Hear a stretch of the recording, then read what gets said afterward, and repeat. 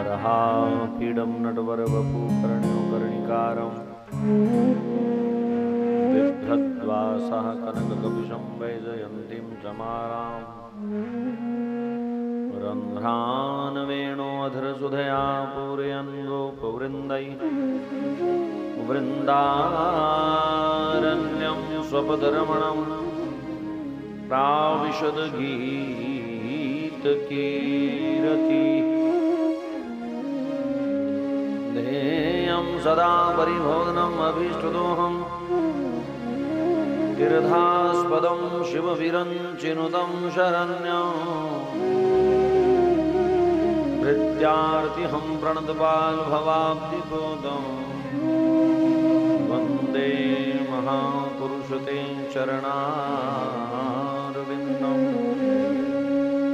तप्तकाञ्चन गौराङ्गी श्रीराधे वृन्दावनेश्वरी श्रीवृषभानुसुते देवी प्रणमामि श्रीहरिप्रिया श्रीरामदूताय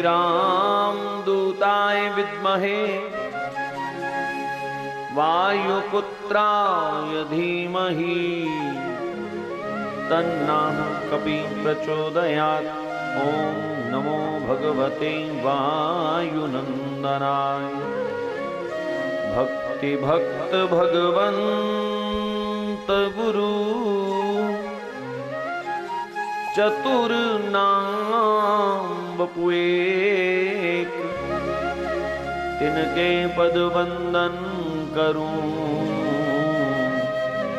तो नाशत विघ्न अनेक। जय हो ब्रिजराज की बांसुरी की, गिरिधारी की जय, बनवारी की जय जय। ललिता रंग देवी विशाखा की जय, सुकुमारी श्री राधिका प्यारी की जय जय। ब्रजलता तरु बैठ के पल भर करूं विश्राम, ब्रज रज मुख में डारी के सब बोलो श्री राधे श्याम। सब बोलो श्री राधे श्याम, सब बोलो श्री राधे श्याम। जय राधे जय राधे राधे, जय राधे जय श्री राधे। जय कृष्ण कृष्ण, जय कृष्ण जय श्री कृष्ण। जय राधे जय राधे राधे, जय राधे जय श्री राधे। जय कृष्ण कृष्ण, जय कृष्ण जय श्री कृष्ण। श्यामा गौरी नित्य किशोरी, प्रीतम जोरी प्यारी श्री राधे। रसिक रसीलो छैल छबीलो, गुण गर्वीलो प्यारो श्री कृष्ण। जय राधे जय राधे राधे, जय राधे जय श्री राधे। जय कृष्ण कृष्ण, जय कृष्ण जय श्री कृष्ण। रास विहारिणी रस विस्तारिणी, प्रिययुरधारिणी प्यारी श्री राधे। नव नव रंगी नवलति भंगी, श्याम सुअंगी प्यारो श्री कृष्ण। जय राधे जय राधे राधे, जय राधे जय श्री राधे। जय कृष्ण कृष्ण, जय कृष्ण जय श्री कृष्ण। प्राण प्यारी रूप जियारी, अति सुख सुकुमारी प्यारी श्री राधे मैन मनोहर महामोद कर सुंदर वरतर प्यारो श्री कृष्णा। जय राधे जय राधे राधे जय राधे जय श्री राधे जय कृष्णा कृष्णा कृष्णा जय कृष्णा जय श्री कृष्णा। शोभा श्रेणी मोभा मेनी कोकिल बेनी प्यारी श्री राधे कीरतिवंता कामिनी कंता श्री भगवंता प्यारो श्री कृष्णा। जय राधे जय राधे राधे जय राधे जय श्री राधे जय कृष्णा कृष्णा जय कृष्णा जय श्री कृष्णा। चंदावदनी कुंदारदनी शोभा सदनी प्यारी श्री राधे परमयोदारा प्रभाया पारा अति सुकुमारा प्यारो श्री कृष्णा। जय राधे जय राधे राधे श्री जय राधे राधे जय श्री राधे जय कृष्णा कृष्णा जय कृष्णा जय श्री कृष्णा। हंसागमनी राजत रमणी क्रीड़ा कमनी प्यारी श्री राधे रूप रसाला नयन विशाला परम कृपाला प्यारो श्री कृष्णा। जय राधे जय राधे राधे जय राधे जय श्री राधे जय कृष्णा कृष्णा जय कृष्णा जय श्री कृष्णा। कंचन बेली रति रस रेली अति अलबेली प्यारी श्री राधे सब सुख सागर सब गुण आगर रूप उजागर प्यारो श्री कृष्णा।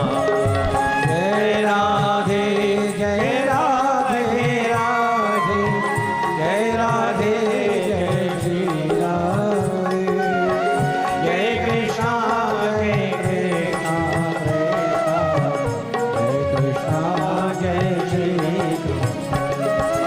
रमणी रम्या तरुतर तम्या गुणयागम्या प्यारी श्री राधे धाम निवासी प्रभा प्रकाशी सहज सुहासी प्यारो श्री कृष्णा।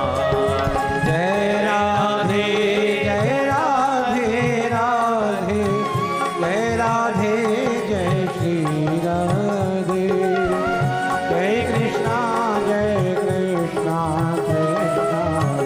जय कृष्णा जय श्री कृष्णा। शक्ति आह्लादिनी अति प्रिय वादिनी उरी उन्मादिनी प्यारी श्री राधे अंगी टोना सरस सलोना सुभग सठौना प्यारो श्री कृष्णा। जय राधे जय राधे राधे जय राधे जय श्री राधे जय कृष्णा कृष्णा जय कृष्णा जय श्री कृष्णा। श्री राधा नामिनी गुणयभिरामिनी हरिप्रिय स्वामिनी प्यारी श्री राधे हरे हरे हरि हरे हरे हरि हरे हरे हरि श्री कृष्णा। जय राधे जय राधे राधे जय राधे जय राधे राधे जय कृष्णा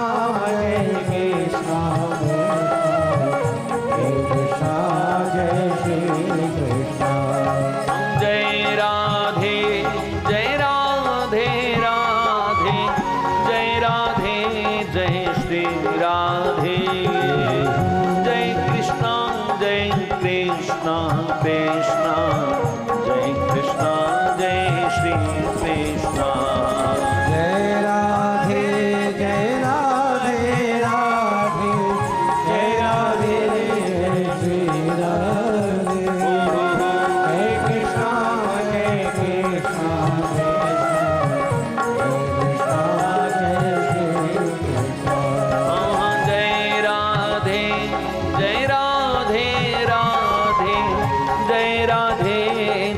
श्री राधे जय कृष्णा जय कृष्णा कृष्णा जय कृष्णा जय श्री कृष्णा जय राधे राधे राधे जय राधे जय श्री राधे जय कृष्णा जय कृष्णा जय श्री कृष्णा जय राधे राधे राधिके राधे राधे राधिके जय जय राधे राधे राधिके राधे राधे राधिके जय जय राधे राधे राधिके राधे राधे राधिके जय जय राधे राधे राधिके राधे राधे राधिके जय जय श्यामा श्यामा श्री श्यामा जय श्यामा श्री श्यामा जय जय श्यामा श्यामा श्री श्यामा श्यामा श्री श्यामा जय राधे राधे राधिके राधे राधे राधिके जय राधे राधे राधिके राधे राधे राधिके जय जय राधे राधे राधिके राधे राधे राधिके जय राधे राधे राधिके राधे राधे राधिके जय श्यामा श्यामा श्री श्यामा जय श्यामा श्यामा श्री श्यामा जय जय राधे राधे राधिके राधे राधे जय राधे राधे राधिके राधे राधे जय जय राधे राधे राधिके राधे राधे जय जय राधे राधे राधिके राधे राधे जय राधे राधे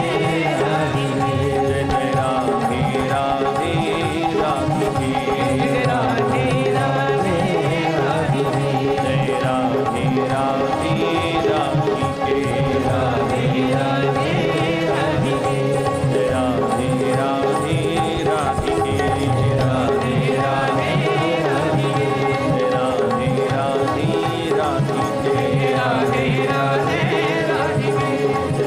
जय राधे राधे राधिके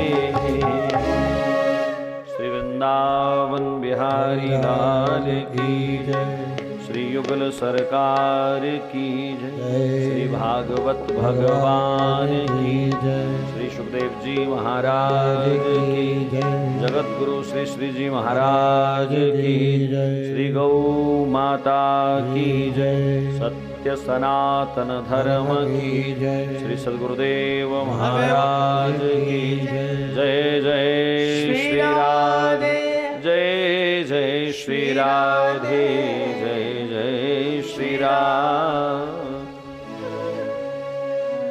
जन्माद्यस्य तनुव्याधितरतश्चार्थेषु भिज्ञास्वराट् तेने ब्रह्महृदायादिकवये मुह्यन्ति यत्र सूर्याः तेजो वारिं मृदां यथा विनिमयो यत्र त्रिसर्गो मृषा धाम्ना स्वेन सदा निरस्तकुहकं सत्यं परं धीमहि यं प्रव्रजन्तमनुपेतं वेतकृत्यं द्वपायनो विरहकातर्या जुहाव पुत्रेति तन्मयतया तर्वोऽभिनेदु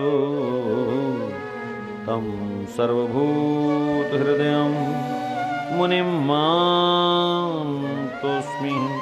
सिद्ध्यन्ति सर्वकर्माणि द्रुतादात् मुहुर्मुहुः ॐ महेशदासाख्यत् तद्दिव्योपास्मै श्री सद्गुरुदेव चरणकमलेभ्यो नमः।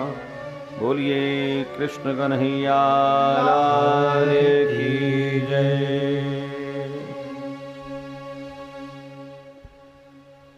परम प्रेमास्पद परम आराध्य ठाकुर जी के श्री चरणों में कोटि कोटि नमन। आओ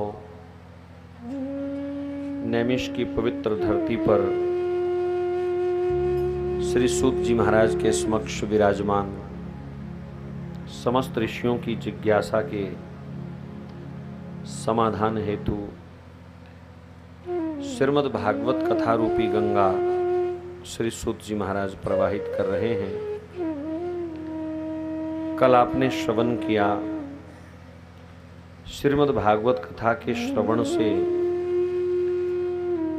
वो धुंधुकारी प्रेत पीड़ा से मुक्त हुए, दिव्य नारायण रूप धारण करके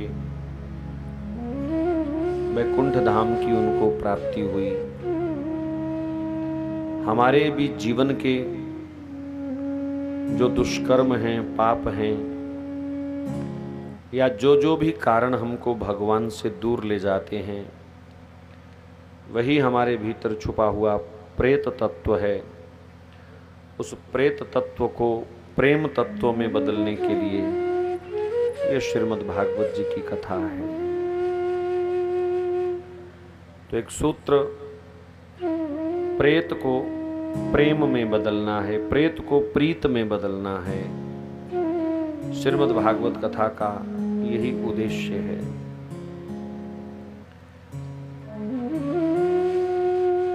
भागवत कथा को प्रारंभ करते हुए व्यास जी महाराज ने पुनः मंगलाचरण किया। मंगल आचरण, मंगल आचरण क्या है? भगवान को याद करना ही मंगल आचरण है। भगवान का स्मरण करना, भगवान को नमन करना, भगवान को अपने सन्मुख करना। भागवत जी के मंगलाचरण में भगवान के एक सार्वभौम स्वरूप को व्यास जी ने प्रतिष्ठित किया। कहा सत्यम परम धीमहि। वैसे तो ये सारा संसार मिथ्या है, कल्पना मात्र है, लेकिन इस मिथ्या संसार में छुपा हुआ वो परमात्मा ही परम सत्य है। परम का अर्थ जिससे ऊपर कुछ नहीं, सबसे ऊपर, सबसे बढ़िया, सबसे उत्तम, परम। तो भगवान ही परम सत्य हैं, भगवान ही शाश्वत सत्य हैं, भगवान ही यूनिवर्सल ट्रुथ है, हर तरह से जिसे हमें स्वीकार करना चाहिए।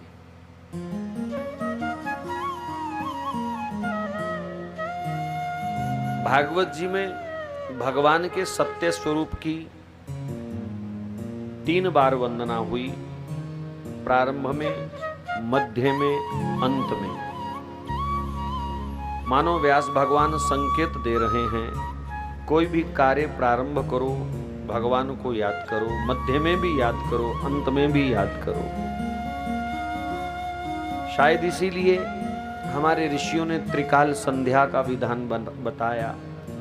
प्रातःकाल संध्या करो, मध्यकाल संध्या करो, संध्या काल में संध्या करो। तीनों समय भगवान का स्मरण करो, क्योंकि भगवान ही परम सत्य हैं।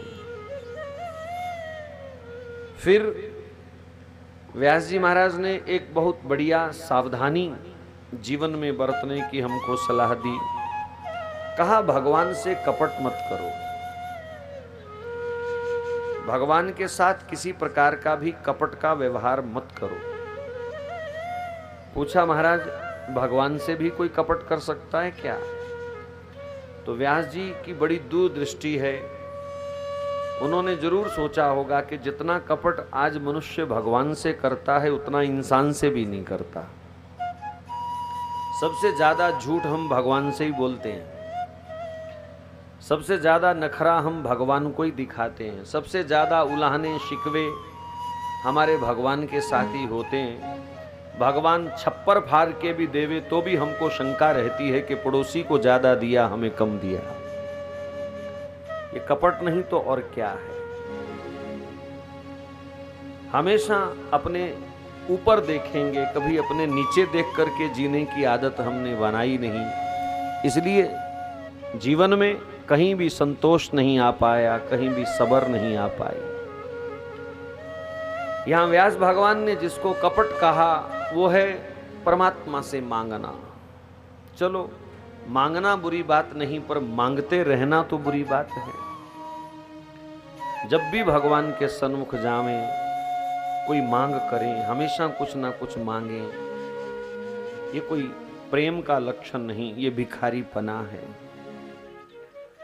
शहरों के भीतर चौराहे पर लाल बत्ती जहां पर होती है ना, तो आप लोगों को भी अभ्यास होगा, लाल बत्ती जैसे ही निकट आती है लोग अपना कांच चढ़ा लेते हैं गाड़ी का।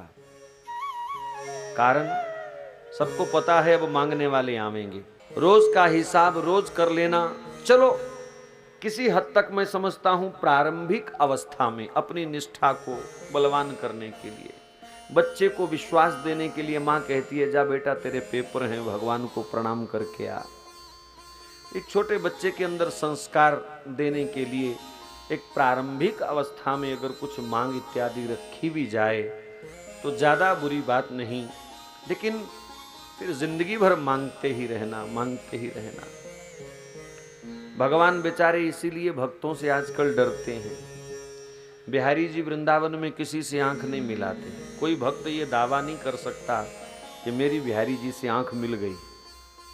श्रीनाथ जी महाराज की आंखें भी ऊपर को हैं, और पंढरपुर में विट्ठलनाथ जी महाराज वो नीचे देख रहे हैं। किसी ने पूछ लिया प्रभु भक्त इतनी दूर से चल के आते हैं, जरा आंख मिला के देख तो लिया करो भक्तों को। भगवान कहने लगे ना बाबा ना, जैसे ही नजर मिलेगी ये कुछ ना कुछ मांगने लग जाएगा, इसलिए भगवान नजर ही नहीं मिलाते। तो कृपा दृष्टि जो है अगर वो हम प्राप्त करना चाहते हैं तो निश्चित रूप से हमें अपनी भक्ति को निष्काम बनाना चाहिए। निष्काम भक्ति वाला भगवान को ही अपने वश में कर लेता है। तो जब भगवान हमारे हो गए तो छोटे मोटे संसार के जो सुख हैं वो तो उनकी चरणों की धूल से ही प्राप्त हो जाते हैं, भगवान से क्या प्राप्त होंगे। तो भगवान को ही अपना बनाने की कोशिश करें, और उसके लिए सर्वोत्तम जो साधन है वो केवल निष्काम भक्ति है। धर्म प्रोजित कैतवो अत्र, यहाँ कैतव धर्म कपट धर्म व्यास भगवान ने वर्जित कर दिया। फिर ऋषियों के बड़े दिव्य प्रश्नों का सुंदर प्रसंग प्रारंभ होता है, और मैं समझता हूं ये मूल प्रश्न है भागवत कथा को प्रकट करने के लिए, इसलिए इसका थोड़ा जिक्र होना, इसकी चर्चा होना आवश्यक है।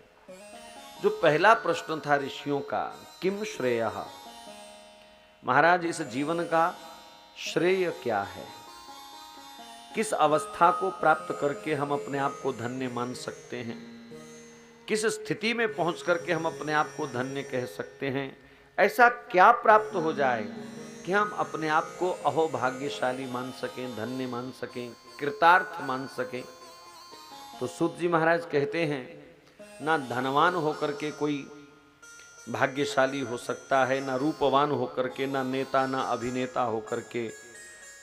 भाग्यशाली या श्रेय जीवन का तो यही है कि बस मनुष्य जीवन में भगवान राधा गोविंद के चरणों में निष्काम भाव से प्रीति हो जाए। तो इस निष्काम प्रेम को जिसने प्राप्त कर लिया, यही जीवन का सबसे उत्तम श्रेय व्यास भगवान ने बताया है।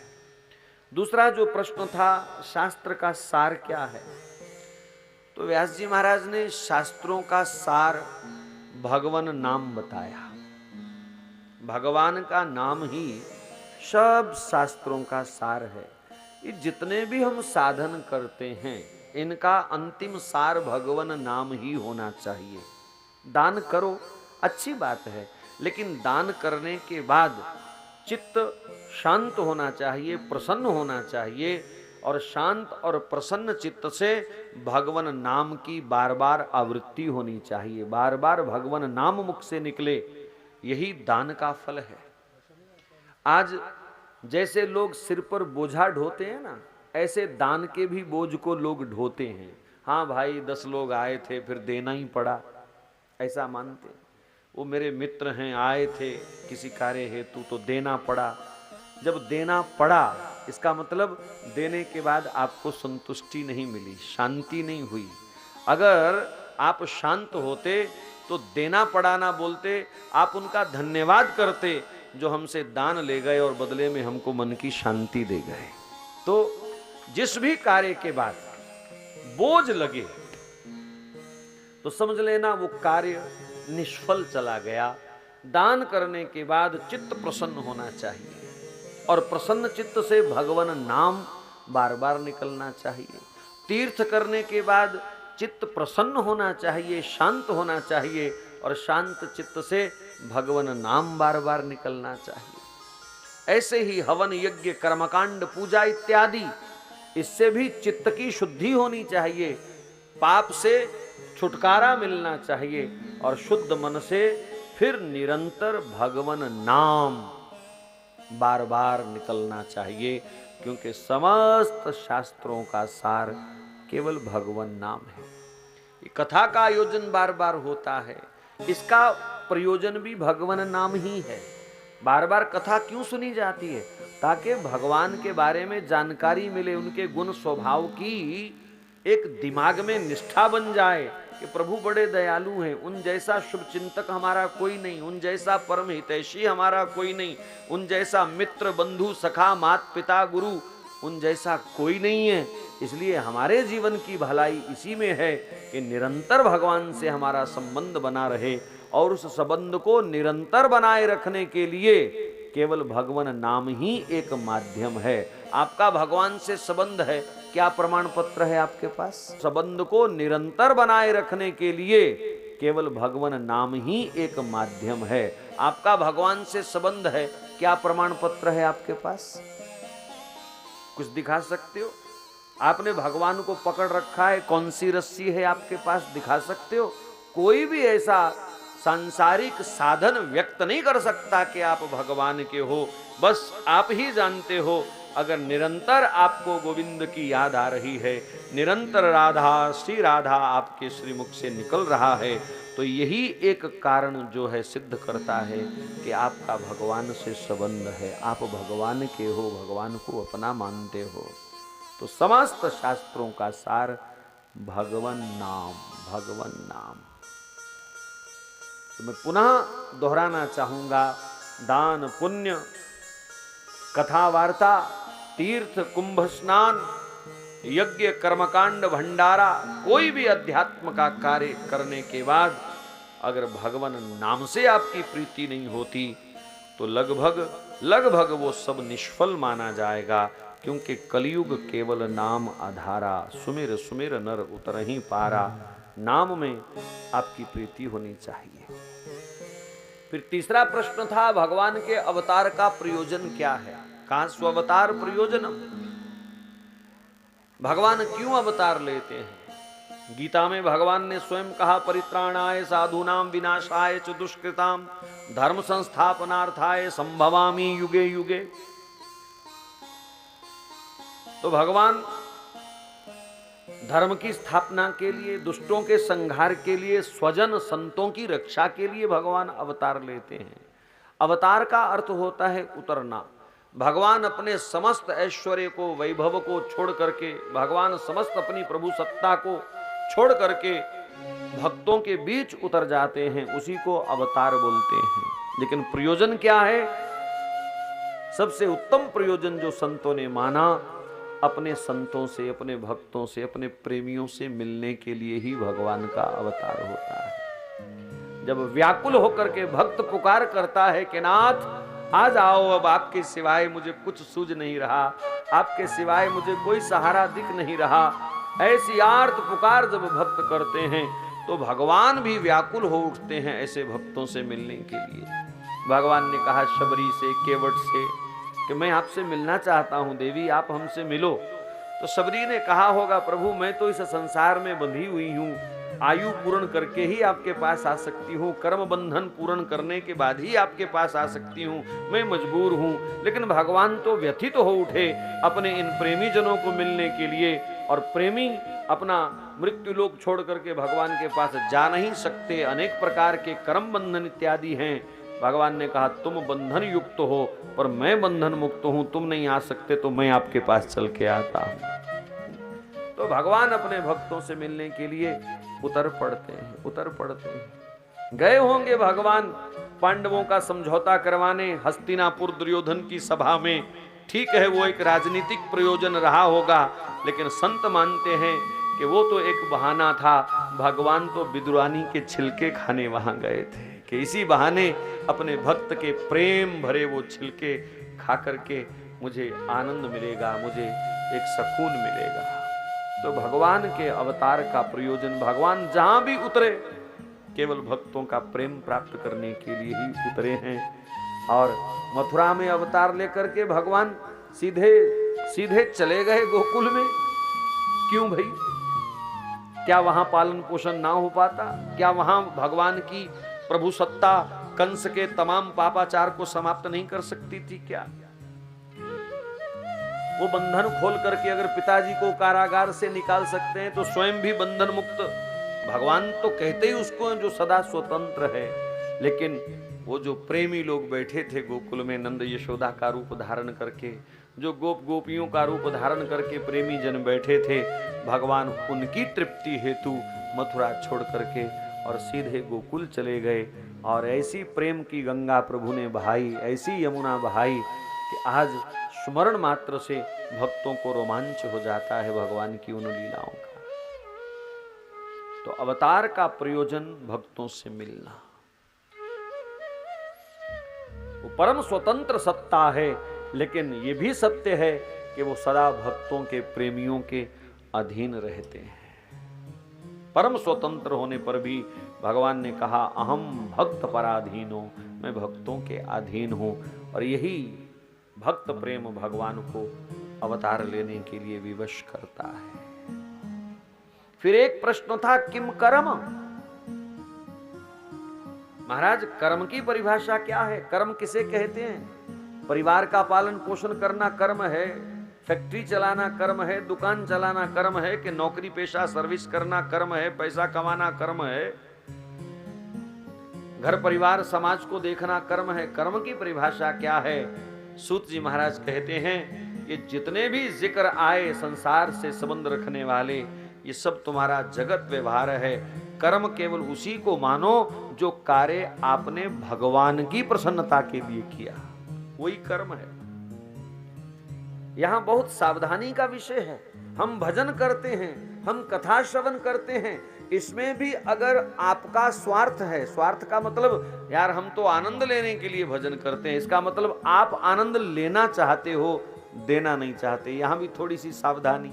अच्छी बात है, आनंद के लिए भजन करो, आनंद के लिए, आनंद प्राप्ति के लिए कथा श्रवण करो, लेकिन जब भजन करते करते भी अपने आनंद का नहीं, मेरे इस भजन से मेरे राधा माधव को आनंद मिले, जब ऐसी निस्वार्थ भावना आ जावे, तब तुम्हारा हर व्यवहार कर्म बनता जाएगा। तुम जो करोगे फिर वो कर्म हो जाएगा। तो अपने कर्म को पूजा बनाना सीखें, अपने कर्म को इतना पवित्र करें कि वो पूजा जैसा हो जाए। और मैं बड़ी सरलता से कहना चाहूंगा, अगर बच्चों की भूख को देख करके माँ ने रोटी बनाई तो तुमने घर का काम किया, लेकिन मेरे ठाकुर जी को भूख लगी होगी, उनको भोग लगना है, बस ये भाव आते ही बाद में भले ही तुम्हारे बच्चों का ही पेट भरेगा, लेकिन प्रारंभ में अगर आपने ये सोच लिया कि ठाकुर जी के लिए बनाऊं, तो तुम्हारा रोटी बनाना भी फिर कर्म माना जाएगा, वो उपासना माना जाएगा, वो पूजा माना जाएगा।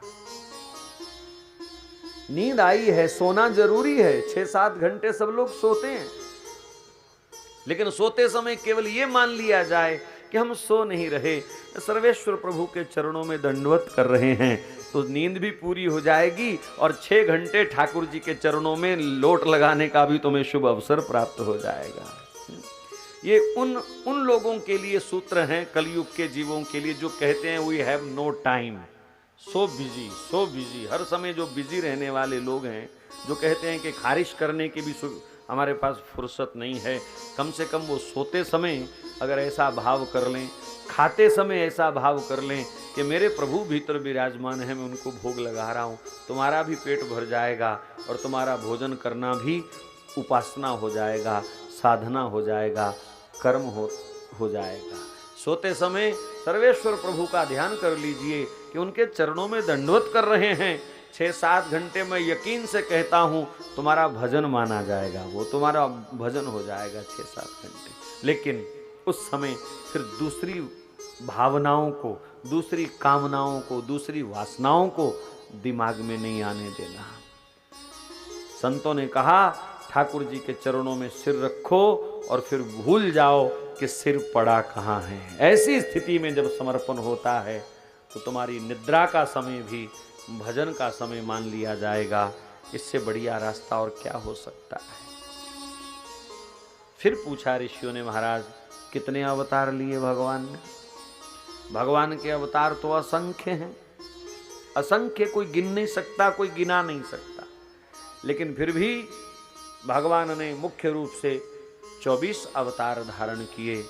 जब जब जिस जिस रूप में भक्तेच्छोपात्र रूपाय परमात्मने नमोस्तुते, स्तुति में कहा कि भक्तों की इच्छा पूर्ति के लिए जिस समय जिस रूप की आवश्यकता पड़ी, वहीं पर भगवान उसी रूप में उसी समय प्रकट होकर के भक्तों को कृतार्थ करते हैं, भक्तों का कल्याण करते हैं। तो ऐसी श्रृंखला में भगवान के अनेक अवतारों में 24 अवतारों का व्यास भगवान ने जिक्र किया। भगवान का सर्वप्रथम सनकादिक ऋषियों के रूप में अवतार हुआ। सनक सनंदन सनत कुमार सनातन, ये 4 ऋषि कुमार जिनका आप रोज दर्शन करते हैं देवालय में, ये भगवान का सबसे प्रथम अवतार है। भगवान का दूसरा अवतार वाराह रूप में हुआ। हिरण्याक्ष के द्वारा जब पृथ्वी को जलमग्न कर दिया गया तो पृथ्वी का पुनर्स्थापन करने के लिए भगवान ने वाराह अवतार धारण किया, सूअर के रूप में। इसको यज्ञ रूप कहा गया। तो भगवान ने वाराह रूप धारण किया। तीसरा अवतार भगवान का भक्ति का प्रचार प्रसार करने के लिए, भक्ति के ही परमाचार्य बनकर के भगवान अवतरित हुए श्री नारद जी महाराज के रूप में। नारद जी भी भगवान का अवतार हैं। फिर भगवान ने तपश्चर्या की महिमा समझते और समझाते हुए नरनारायण अवतार लिया। भगवान आज भी बद्री विशाल क्षेत्र में नरनारायण पर्वत के रूप में तपस्या कर रहे हैं। भगवान कह रहे हैं मैं भगवान हूं फिर भी तप करता हूं, ए मनुष्य तू तप क्यों नहीं करता? तप के बगैर तो भगवान का गुजारा नहीं भाई। पता नहीं हमारा गुजारा कैसे चल रहा है, भगवान जाने। बड़ी कृपा है उनकी, बड़े दयालु हैं। आलसी और निकम्मे लोगों को भी खूब भर भर के दे रहे हैं, लेकिन भगवान होकर के भी उनको तप करना पड़ता है। भगवान सतत तप कर रहे हैं नरनारायण रूप में। आज भी बद्रीनाथ के दर्शन करो, आज भी भगवान को पसीना आता है। उस भयंकर सर्दी के बीच, बर्फ के बीच बैठ करके भी भगवान को पसीना आता है। मोटा मोटा चंदन का लेप होता है रोज भगवान के। चंदन की शीतलता से, तप से जो उनको श्रम हुआ, तप से जो उनको तपन होती है। और ये बात केवल कल्पना नहीं है, हमने बद्रीनाथ के पुजारियों से बहुत निकट बैठ करके प्रार्थना करी, महाराज चंदन का रहस्य जो लोग बताते हैं क्या ये सत्य है? तो वो रो पड़ा, बोले हमने अपनी आंखों से बद्री विशाल के पसीना निकलता हुआ देखा है कई बार। नारद जी महाराज ने एक बार बद्री विशाल भगवान से पूछा, प्रभु आप तो भगवान हैं, सर्वे सर्वा हैं, सर्वेश्वर हैं, तो आप क्यों तप कर रहे हो? तो भगवान ने बड़ी प्यारी बात कही। लेकिन कई बार कलयुग के लोग इस बात का गलत अर्थ भी लेते हैं। आप नहीं लेना, आप तो वैष्णव लोग हैं, आप गलत अर्थ नहीं लेना। तो नारद जी ने पूछा, प्रभु आप क्यों तप कर रहे हो? तो भगवान ने कहा, यार कलयुग के लोग भजन नहीं करेंगे, तप नहीं करेंगे, तो उनके हिस्से का मैं कर रहा हूं, उनके हिस्से का मैं कर रहा हूं। तो नारद जी ने कहा प्रभु तपस्या का फल तो उसी को मिलता है जो तप करता है, तो तप आप करो और कल्याण किसी और का हो, ये कैसे हो सकता है? फिर तो कर्म के सिद्धांत का कोई उद्देश्य ही नहीं रह गया कि करे कोई और फल किसी और को मिल जाए। पंडित जी कहते हैं व्रत करो, बोले बेटा तो करता नहीं, माँ कहती मैं कर लेती हूँ उसके हिस्से का है। तो ठीक है लगता होगा, लेकिन मैं थोड़ा इस बारे में संदिग्ध हूँ, या तो माँ का खाया हुआ बेटे को लग जावे कि चलो माँ ही 2 की जगह 4 रोटी खा ले, 2 बेटे को मिल जावे, 2 अपने आप को मिल जावे, तब तो हम वहाँ भी मान लेंगे। लेकिन वहाँ तो हमको अलग थाली चाहिए, अलग गहना कपड़ा चाहिए, अलग ज़मीन जायदाद चाहिए। लेकिन कोई पाठ पूजा करने की बारी आए तो बेटा कहता मैं तो पंडित जी कर नहीं सकता, मेरा हिस्से का माँ कर लेगी है। तो वहाँ बंटवारा करने को वो राजी हो जाते हैं। तो नारद जी ने कहा प्रभु तप आप करो और फल कलयुग के लोगों को मिले, ये कैसे हो सकता है? तो भगवान ने अपनी उदारता का परिचय दिया, कहा नारद जी ये बात सत्य है कि जो तप करेगा फल भी उसी को मिलेगा। मैं तप करूंगा पर फल कलयुग के लोगों को मिलेगा। कैसे? बोले जो मेरा दर्शन करने आएगा वो मेरी तपस्या का भाग लेकर के यहां से जाएगा। तो जो भी बद्री विशाल का दर्शन करते हैं उनकी तपस्या का उनको भाग मिलता है। तो मैं निवेदन सिर्फ ये कर रहा था कि भगवान होकर के भी वो तप करते हैं, नर नारायण रूप में, बद्रीनाथ रूप में, कपिल रूप में भगवान आज भी तप कर रहे हैं। फिर भगवान का कपिल देव के रूप में अवतार हुआ, फिर भगवान का दत्तात्रेय जी के स्वरूप में अवतार हुआ, फिर भगवान का यज्ञ रूप में अवतार हुआ। ये यज्ञ करना कोई अग्नि तापना नहीं है, कोई धुआं निकालना ही यज्ञ नहीं है, ये भगवान को प्रकट करना है। यज्ञ भगवान का रूप है, यज्ञ की ज्वाला भगवान का अवतार है। इस अवतार का आप चाहो तो नित्य दर्शन कर सकते हो, अग्निदेव का नित्य दर्शन कर सकते हो। ऊर्जा है और ऊर्जा केवल भगवान से ही होती है और ये साक्षात स्वरूप है यज्ञ भगवान के।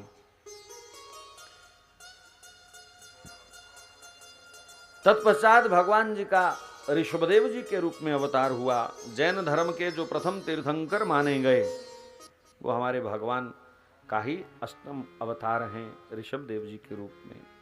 तत्पश्चात समुद्र मंथन की प्रक्रिया में भगवान का सर्वप्रथम कश्यप के रूप में, कछुए के रूप में अवतार हुआ। फिर वही भगवान धन्वंतरी रूप में अवतरित हुए, वही भगवान फिर के अमृत का बंटवारा करते हैं। आगे चल करके भगवान नरसिंह रूप में, वामन रूप में अवतरित होते हैं। प्रहलाद जी का मनोबल बढ़ाने के लिए भगवान ने नरसिंह रूप धारण किया और वामन रूप धारण करके भगवान ने बलि का सब साम्राज्य छीन करके पुनः देवत्व की स्थापना करी, देव संस्कृति की स्थापना करी। आगे चल करके भगवान का राम रूप में अवतार हुआ। फिर द्वापर में भगवान का व्यास जी के रूप में अवतार हुआ। तत्पश्चात भगवान बलराम रूप में, फिर कृष्ण रूप में अवतरित हुए। हयग्रीव और हंस अवतार भगवान के बड़े प्रमुख अवतार हैं। फिर बुद्ध रूप में भगवान का कलिकाल में अवतार हुआ और कलयुग के जब 800 वर्ष शेष बचेंगे, 4,32,000 वर्ष आयु है कलयुग की, 800 वर्ष जब शेष रह जाएंगे तब संबल ग्राम के अंदर विष्णु यश ब्राह्मण के घर में भगवान का कल्कि अवतार होगा। बोलो भक्तवत्सल भगवान की। भगवान के इन दिव्य अवतारों का स्मरण करना चाहिए। ये नामावली किसी न किसी रूप में सबको कंठस्थ होनी चाहिए। और प्रभु ने कितनी कृपा करी इन अवतारों के बीच, प्रत्येक वर्ग को भगवान ने सम्मानित किया, प्रत्येक वर्ग को। सनकादिक ऋषियों के रूप में भगवान ने ब्रह्मचारी वर्ग को सम्मानित किया। भगवान आजीवन सनकादिक ऋषियों के रूप में आजीवन ब्रह्मचारी रहे। वाराह रूप में भगवान ने उस प्राणी को भी धन्य बना दिया जिसको आज भी संत विद्वान अपनी पवित्र दृष्टि से यज्ञ स्वरूप कहते हैं। भगवान वाराह बने। सदा रमता राम जोगी जो हैं भजन करने वाले, नारद रूप में भगवान ने उन रमताराम जोगियों को सम्मानित कर दिया कि ये भी मेरा ही रूप है। तपस्वियों के बीच भगवान नरनारायण बनकर के, कपिल बनकर के आए। अग्नि हर प्राणी की एक मूलभूत आवश्यकता है, भगवान ने वो भी रूप धारण किया। और फिर भगवान ने पूरे देवमंडल को, देवताओं को सम्मानित करते हुए इंद्र के छोटे भाई बन गए भगवान। वामन रूप में भगवान उपेंद्र कहलाए, क्योंकि माता अदिति के गर्भ से भगवान ने अवतार धारण किया और देवताओं के छोटे भाई बने, यानी देव श्रेणी को भी भगवान ने कृतार्थ कर दिया। हिंसक व्याघ्र जो जीव हैं, कहीं वो ये ना समझें कि भगवान हमारे समक्ष नहीं आए, तो भगवान ने नरसिंह रूप धारण करके वो हिंसक जो पशु है सिंह, उसको भी, उस जाति को भी अपना अंश प्रदान कर दिया, या उस रूप में अवतरित होकर के उनको भी भगवान ने सम्मान दिया। ऋषि मुनियों का सम्मान करते हुए भगवान वेदव्यास रूप में अवतरित हुए, कपिल ऋषि के रूप में भगवान अवतरित हुए, दत्तात्रेय के रूप में भगवान अवतरित हुए। ये तमाम तपस्वी महात्माओं को भगवान ने सम्मान दिया। मनुष्य श्रेणी कहीं हमको अपने से भिन्न ना माने, भगवान के दो अवतार मनुष्य रूप में होते हैं, राम और कृष्ण अवतार मनुष्य के रूप में अवतार है। मनुष्यों के बीच भगवान पधारे और जो जो इस धरती पर गुण धर्म, गर्मी सर्दी, अमीरी गरीबी, दुख सुख हैं, वो जो जो आम मनुष्य को देखने पड़ते हैं, वो सब दुख सुख भगवान ने राम कृष्ण रूप में देखे।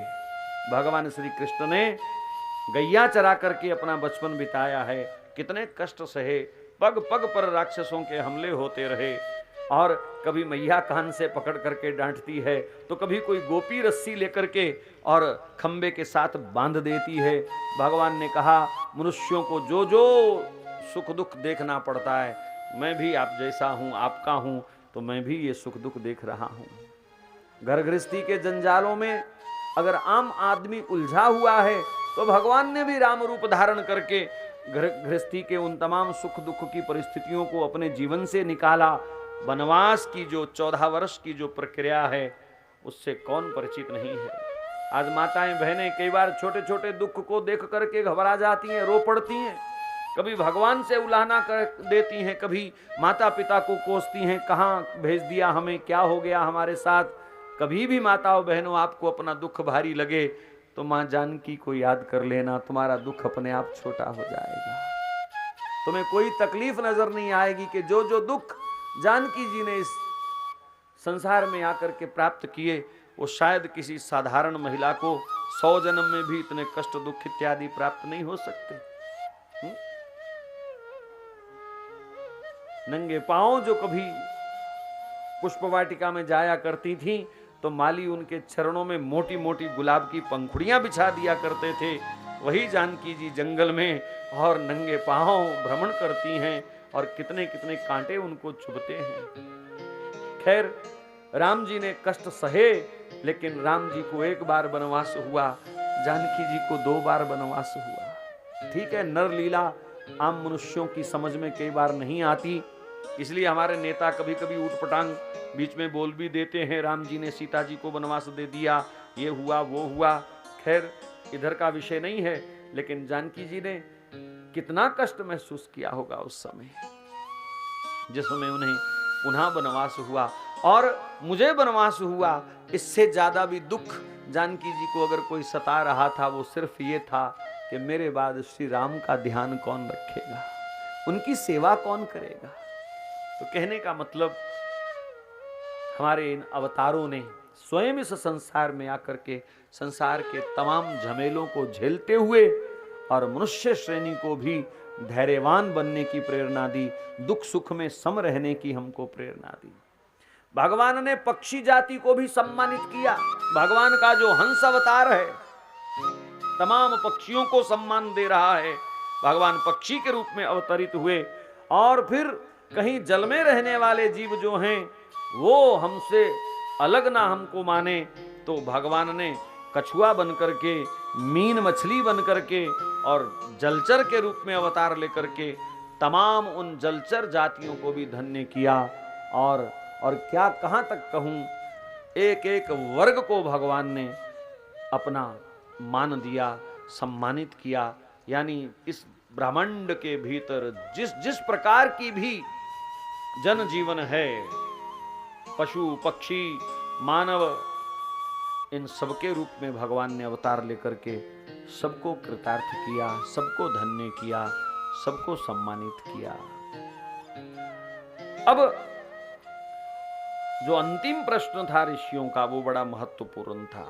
कहा धर्मागम शरणम गतः, धर्म किसकी शरण में गया। बड़ा टेढ़ा सा प्रश्न लगता है, ये कोई प्रश्न है जी? धर्म किसकी शरण में गया? कोई आगे नहीं कुछ पीछे नहीं, धर्म किसकी शरण में गया? लेकिन सूत जी महाराज समझ गए ये क्या पूछना चाहते हैं। दरअसल ऋषि पूछना ये चाहते थे कि धर्म की रक्षा तो भगवान करते हैं, और जब भगवान कृष्ण ने लीला को विश्राम दे दिया तब धर्म किसकी शरण में गया। लेकिन ये प्रेम है, ऋषि अपने मुंह से बोल ही नहीं पाए कि भगवान श्री कृष्ण ने लीला को विश्राम दे दिया। वो अपने मुंह से ये कह नहीं पाए, क्योंकि भगवान के तिरोहित होने की लीला की व्याख्या नहीं की जाती। ये शब्द वैष्णव लोग कभी अपने मुंह से निकालते ही नहीं कि भगवान की लीला का विश्राम हो गया या भगवान चले गए। अब केवल आपको समझाने के लिए मैं इन शब्दों का प्रयोग कर रहा हूं, वरना मैं खुद भी नहीं चाहता कि इस शब्द का एक बार भी मुंह से उच्चारण किया जाए कि भगवान ने लीला को विश्राम। भगवान की लीला को विश्राम होता है क्या? भगवान अगर कहीं चले जाएंगे तो संसार कैसे चलेगा? भगवान कहीं नहीं जाते। पार्वती ने रामायण के अंदर प्रश्न किया था भोले बाबा से, जब प्रारंभ में बैठी हैं चरणों में, तो उन्होंने सब प्रश्न पूछे, महाराज अवतार लीला सुनाओ, विवाह लीला सुनाओ, वनवास लीला सुनाओ, रावण वध की घटनाएं सुनाओ, फिर भरत मिलन सुनाओ, फिर राम राज्य का वर्णन सुनाओ, और अंतिम प्रश्न था पार्वती का, पुनि सो कहऊ करुणा यतन कीन जो अचरज राम, प्रजा सहित रघुवंश मिनी किमी गौने निज धाम, किमी गौने निज धाम। भगवान प्रजा सहित अपने धाम कैसे गए? तो भोले बाबा ने हर प्रश्न का उत्तर दिया, पर इस अंतिम प्रश्न का उत्तर नहीं दिया।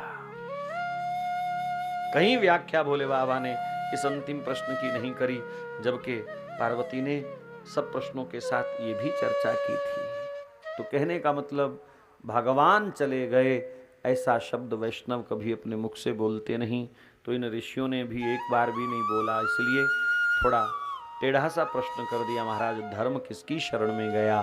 श्री सूत जी समझ गए। तो उन्होंने कहा धर्म तो सदा भगवान की ही शरण में रहता है, ना भगवान कहीं जाते हैं, ना धर्म भगवान की शरण से कहीं अलग जाता है। क्या मतलब? बोले भगवान ने कृष्ण रूप को विश्राम दे करके भागवत जी का रूप धारण कर लिया, और धर्म भागवत जी की शरण में चला गया। बोलो भागवत भगवान की जय। तो इस तथ्य का अर्थ क्या हुआ? अब हम कलयुग के जीवों के लिए धर्म की परिभाषा क्या है? मैं बड़े स्पष्ट शब्दों से कहना चाहूंगा, भ्रमित मत होइएगा। आज दुनिया में आपको भ्रमित करने वाले बहुत हैं। ब्रह्म और ब्रह्म में कोई ज्यादा अंतर नहीं है, बोलने में एक जैसे लगते हैं। ब्रह्म की प्राप्ति का उद्देश्य लेने वाले केवल भ्रम को प्राप्त हो रहे हैं, भ्रम को। तो यहां धर्म की परिभाषा क्या होनी चाहिए? बड़ी स्पष्ट परिभाषा है, जो भागवत भगवान कहें वही धर्म है। भागवत जी जो हमें संदेश देवें, इशारा करें, भागवत जो हमारा मार्ग निर्धारित करे, जिस पर चलने की हमको प्रेरणा दे। भागवत का मतलब भक्त लोग। ध्रुव प्रहलाद जिस मार्ग पर चले वो धर्म है। और सर्वश्रेष्ठ अगर कोई मार्ग देखना चाहे तो ब्रज की गोपिकाओं ने जिस मार्ग का अनुसरण किया वही परम धर्म है। यथा ब्रज गोपिका नाम, यथा ब्रज गोपिका नाम। नारद जी महाराज ने नारद भक्ति सूत्र में 100 बातों की एक बात कह दी। धर्म करना चाहते हो, प्रेम करना चाहते हो, भगवान से संबंध बनाना चाहते हो, तो एक ही उत्तर है, यथा ब्रज गोपिका नाम। जैसे ब्रज गोपियों ने किया वैसे करो, जैसे ब्रज गोपियों ने किया वैसे करो। बार बार गोपियों का स्मरण, बार बार गोपियों का स्मरण। तो धर्म जो है वो भागवत जी की शरण में रहता है। जो भक्त करें, वेद को, पुराण को, रामायण गीता भागवत को स्वीकार करने वाले संत जन जो रास्ता हमारे लिए निश्चित करें, वही धर्म है, वही धर्म। अब ऋषियों का एक और महत्वपूर्ण प्रश्न, जिससे भागवत कथा की भूमिका बड़ी मजबूत हो जाती है। कहा प्रभु 24 अवतारों वाली भगवान की दिव्य लीलाओं वाली ये भागवत कथा का प्रचलन कैसे हुआ, ये हम तक कैसे आई। यूं समझिए कि अभी हम आपस में बैठ करके जिस भागवत कथा की चर्चा कर रहे हैं, ये कथा कहां से प्रारंभ हुई। तो श्री सूत जी महाराज कहते हैं कि मैं पहले ही निवेदन कर चुका कि भगवता प्रोक्तम इति भागवतम, इस कथा के रचनाकार स्वयं भगवान हैं। प्रोड्यूसर डायरेक्टर स्वयं भगवान हैं और हीरो भी स्वयं भगवान ही है। कोई हीरो इस कथा का बाहर से नहीं लाए कोई, क्योंकि सब लीला करने वाले भगवान हैं। और जिन जिन पात्रों को भगवान ने इस लीला में शामिल किया है, संसार की लीला में, वो पात्र भी अलग नहीं है, क्योंकि वो भी उसी अंशी का अंश हैं। तो नायक भी भगवान ही है, रचनाकार भी भगवान है, निर्देशक भी भगवान है, और सारे जितने भी संसार के ये सेट बने हैं, इसकी रचना, इसकी डायरेक्शन भी भगवान ही स्वयं देते हैं। तो सब प्रकार से भगवान ही सर्वमान्य हैं। तो भागवत कथा की रचना स्वयं नारायण भगवान के श्रीमुख से हुई। और उसके पीछे बड़ा सुंदर कारण है, आपको अच्छा लगेगा सुनकर के। भगवान एक दिन बड़े खुश थे और उनकी इच्छा हुई कि कोई गीत गाया जाए, क्योंकि आदमी जब खुश होता है ना तो कुछ ना कुछ गाता जरूर है, भले ना भी गाना आए फिर भी गाता है वो। हाँ हाँ ही करेगा, चाहे बाथरूम में ही जाके करेगा जरूर। अपनी खुशी को व्यक्त करने का ये एक तरीका होता है। तो भगवान भी एक दिन बड़े खुश थे, लेकिन हमारे ठाकुर जी को कोई गीत ही नहीं आता। वो चाहते थे मैं कुछ गाऊं, लेकिन वो गा ना सके। तो अब कोई काम नहीं आता तो किसी से पूछ लेना चाहिए। तो भगवान अपने निकट के लोगों के पास गए। भगवान के निकट कौन रहता? भक्त लोग। तो उन्होंने उनसे पूछा, भाई जब आप बड़े खुश होते हो तो क्या करते हो? कहा प्रभु गीत गाते हैं। बोले किसके? बोले जो हमको अच्छे लगते हैं। कौन लगते हैं आपको अच्छे? बोले प्रभु आपके सिवाय भक्तों को और कौन अच्छा लग सकता है। हम जब बड़े खुश होते हैं, प्रसन्न होते हैं, तो प्रभु आपके गीत गाते हैं। भगवान ने कहा हाँ ठीक है, रास्ता मिल गया। जब खुशी होवे तो किसी अपने प्यारे का गीत गाना चाहिए, अपने प्यारे को याद करके गीत गाना चाहिए। तो भगवान ने सोचा मेरा प्यारा कौन है, मेरा प्यारा कौन है। भगवान ने चारों तरफ देखा, लक्ष्मी को भी देखा होगा, ब्रह्मा जी को भी देखा होगा। ब्रह्मा जी भगवान के पुत्र हैं, शंकर जी भगवान के पौत्र हैं, सबको देखा। लेकिन अंत तो गत्वा अपने भक्तों से अधिक उनको कोई भी प्यारा नहीं लगा। और भगवान ने भक्तों की प्रशंसा में गीत गाना शुरू किया। उसी गीत का नाम है श्रीमद् भागवत। बोलो भागवत भगवान की जय। देखो, भक्तों का चरित्र गाना चाहिए, भक्तों का चरित्र सुनना चाहिए। भगवान स्वयं गाते हैं। आप कहीं जा रहे हो, गाड़ी में मानो ट्रेन में बैठे हैं, कोई अपरिचित लोग आपके सामने बैठे हैं। अब आप उससे बात करना चाहते हो, लंबा सफर है, बैठे बैठे बोर हो रहे हो, क्या करोगे? कई बार समझदार लोग क्या करते हैं, उनसे डायरेक्ट बात नहीं करेंगे। उनका बच्चा होगा ना तो उसको टॉफी देंगे, उससे छेड़ेंगे, उसकी ठोड़ी पकड़ेंगे, उसका हाथ पकड़ेंगे, हेलो बेटा। तो जब बच्चे को आप प्रेम करने लग जाओगे तो 5-7 मिनट बाद उसकी मम्मी, उसके पापा, और भाई साहब आप कहाँ से आए, कहाँ जाना है आपने, बस हो गया शुरू, व्यवहार शुरू हो गया। तो बच्चे को अगर आप पकड़ लोगे तो माता पिता के साथ संबंध अपने आप बन जाएगा, फिर बनाना नहीं पड़ेगा। ठीक इसी प्रकार ये भक्त लोग जो हैं, ये ध्रुव, ये प्रहलाद, ये नरसी, ये तुकाराम इत्यादि जितने भगवान के भक्त हैं, ये सब भगवान के लाडले पुत्र हैं। जब आप इनसे प्यार करोगे, जब इनके साथ आप शुरू हो जाओगे खेलना, तो भगवान अपने आप करके आपसे पूछेंगे, और भाई साहब क्या हाल है, सब ठीक ठाक तो चल रहा है, कोई काम हो तो बता देना भाई हमको भी, हाँ अपनी सब है।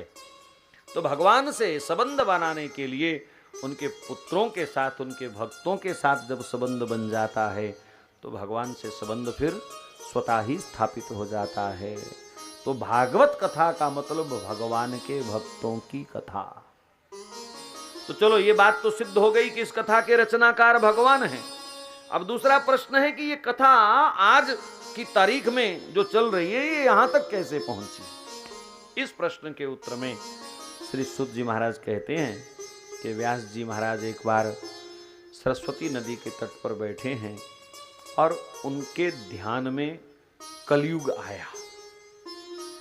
संत लोग त्रिकाल दृष्टा होते हैं और इन्होंने कलयुग का दर्शन किया। क्या देखा? बोले कलयुग के भीतर मनुष्य जो है अल्प आयु हो जाएगा, मनुष्य अल्प आयु हो जाएगा, विषयी हो जाएगा, मंद बुद्धि हो जाएगा और श्रद्धा रहित हो जाएगा। कलयुग के जीवों के ये 4 लक्षण लगभग अक्सर आपको मिलेंगे। अल्पायु, बाकी युगों की तुलना में अगर 100 वर्ष मिली भी है हमको आयु, तो बाकी युगों की तुलना में ये अल्प आयु है। और 100 वर्ष पूरा तो कोई बिरला ही करता है, करोड़ों में एकाध कोई, बाकी भरोसा एक पल का नहीं। 20-20, 25-25 वर्ष के उम्र में भी कभी कभी हार्ट अटैक जैसी समस्या आज झेलनी पड़ रही है। मां के गर्भ में ही बच्चे शुगर लेकर के आ रहे हैं, कोई भरोसा नहीं है आयु का। तो व्यास भगवान ने सोचा कि अल्प आयु मनुष्य होगा, फिर विषयी होगा। विषयी, संसार के विषय उसको आकर्षित करते हैं। संसार का रूप, संसार का सौंदर्य, संसार की वस्तुएं उसे आकर्षित करती हैं। एक बात याद रखो, संसार में जितना भी सौंदर्य है उसमें भगवान का बहुत छोटा सा अंश है, बहुत छोटा सा अंश। कोई भी वैभव, भगवान ने अर्जुन को क्यों कहा मुझे देख, हर दृश्य में मुझे देख, हर प्राणी में मुझे देख, हर वस्तु में मुझे देख, सोना चांदी धन दौलत सब मुझ में, मुझे देख उन सब में, क्यों कहा? कलयुग के कई तर्कशील लोग अपनी बुद्धि यहां लगाते हैं, बोले भगवान के अहम की घोषणा है। ठीक है, अहम करने का अधिकार भगवान को है, जीव को नहीं है, वो सर्वसमर्थ है। लेकिन भगवान ने इसलिए कहा, वो जानते थे कि जगह जगह कलयुग के जीव का मन भटकेगा। तू धन में भी मुझे देख, ताकि धन के भीतर तेरी आसक्ति ना होकर के धन के बीच रह करके भी मुझ पर आसक्ति बनी रहे। किसी सुंदर स्त्री पुरुष में भी मुझे ही देख, ताकि तेरा मन विषयी ना हो सके। तरीका ही यही है, संसार में रह करके बचने का तरीका ही यही है। जहां जहां भी संसार आपको आकर्षित करे, वहीं आप अपने राधा गोविंद को स्थापित कर दीजिए। तभी कामना के दोष से, तभी संग के दोष से, तभी आसक्ति के दोष से आप बच सकते हो। अन्यथा मन ना जाने कहां कहां गिरेगा, रोज गिरेगा और एक एक दिन में हजारों बार गिरेगा।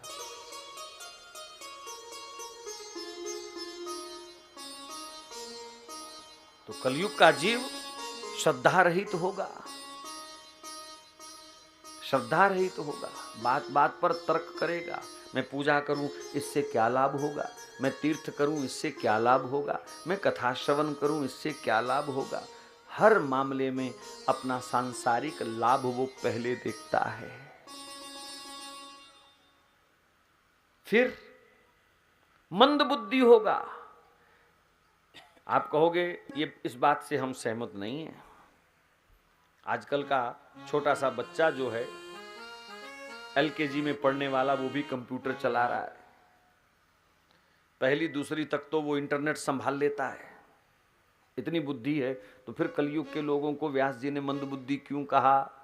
तो यहाँ बड़ा सुंदर संतों ने वर्णन किया कि बुद्धि का उद्देश्य क्या है। बुद्धि का उद्देश्य है भगवान को जानना। बुद्धि वही है जो भगवान की प्राप्ति के लिए खर्च की जाए। कलयुग का मनुष्य पूरी की पूरी बुद्धि नोट छापने में लगाता है, पूरी की पूरी अकल धन दौलत की वृद्धि कैसे हो इसी में खर्च करता है। इसलिए व्यास जी ने कलयुग के जीव को मंद बुद्धि कहा। आपको हंसी आएगी मेरी बात सुनकर के, आप कहोगे रूढ़िवादी बातें कर रहे हैं। संसार चलाने के लिए बुद्धि की आवश्यकता नहीं है। संसार चलाने के लिए बुद्धि की आवश्यकता नहीं है। और इस बात का प्रमाण 1 माइनस कर दिया जाए 84 लाख से, 1 माइनस कर दो केवल मनुष्य, बाकी जितने बचे वो सब बिना बुद्धि के हैं, लेकिन उनका संसार हमसे बढ़िया चल रहा है, टेंशन फ्री जी रहे हैं वो, क्योंकि बुद्धि केवल भगवान ने मनुष्य को दी। 84 लाख में बाकी सबसे बुद्धि माइनस कर दी, केवल मनुष्य को बुद्धि दी। किस लिए दी? कि ये मेरी खोज करे। किस लिए दी? ये मुझे प्राप्त करने की चेष्टा करे। व्यापार के लिए कई बार सिर पकड़ा होगा, बच्चों को याद कर करके कई बार सिर पकड़ा होगा। ईमानदारी से बताना, भगवान को याद कर करके कितनी बार सिर पकड़ा आपने? कैसे मिले, कैसे मिले, कैसे मिले पैसा, इसके लिए तो कई बार सोचा होगा, हैं? लेकिन कैसे मिले गोविंद, इसके लिए कितनी बार सोचा आपने?